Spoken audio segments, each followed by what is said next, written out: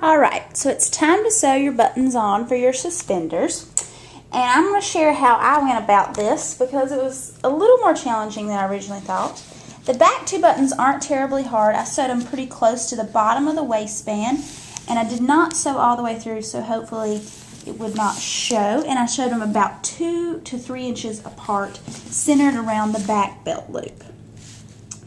Then the front ones, I did the same distance apart. I based the positioning of them off the front pocket.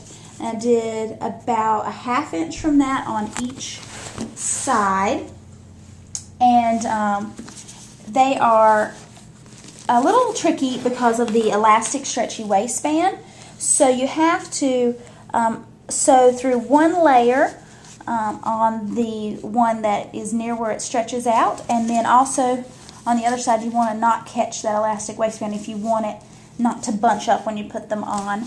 And again, I did them pretty close to the bottom of the waistband on the inside. I used buttons that were about a ½ inch in diameter so that it would hold to because the buttonhole in these loops are pretty big.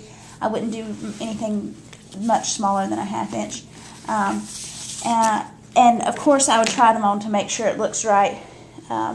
Positioning. In theory, you're supposed to put the front belt buttonholes centered above the inner pleat. So if you can envision where a pleat would be on the pants, that would help you to figure out where to position them as well.